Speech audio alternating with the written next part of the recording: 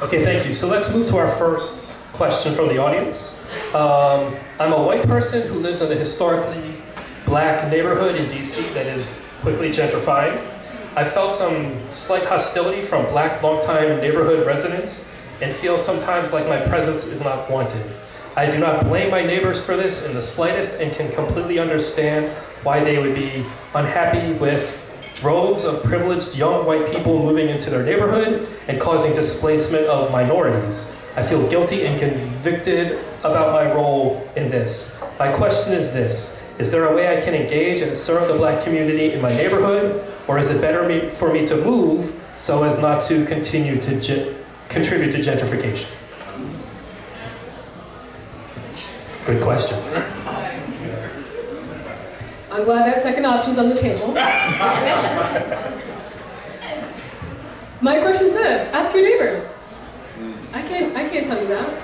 I mean, I have an analysis of it, but ask your neighbors.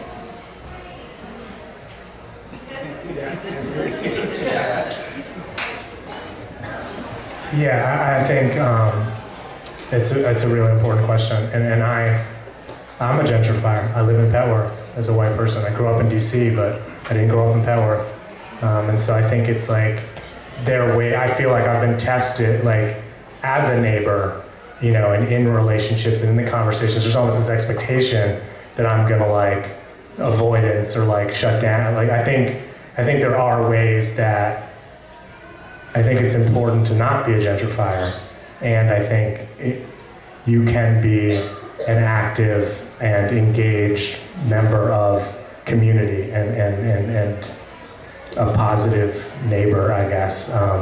And there's, as a white man and person, there's almost an expectation in the hallway and in the elevator and such that you're not going to be. So it's almost more important to engage and make eye contact and say good morning and all these things because it just is. One thing I would like to add to that is that gentrification is more than just people moving in and more than just the financials. It's also the devaluing of the original culture of the people who lived in that neighborhood before the gentrifiers moved in. So I think that moving in as a white person, you can kind of work to preserve the neighborhood without kind of trying to completely change the neighborhood to fit your image of what it should be. I mean, I think of the example of, well, we need to make a playground so that the kids who live here have a place to play. Well, I have dogs, and I want this to be a dog park, right? Like, what is serving your self-interest versus what is serving the neighborhood's interest? So I think that if there's any way to be active to really support the community as a whole, I think that's probably a good starting point.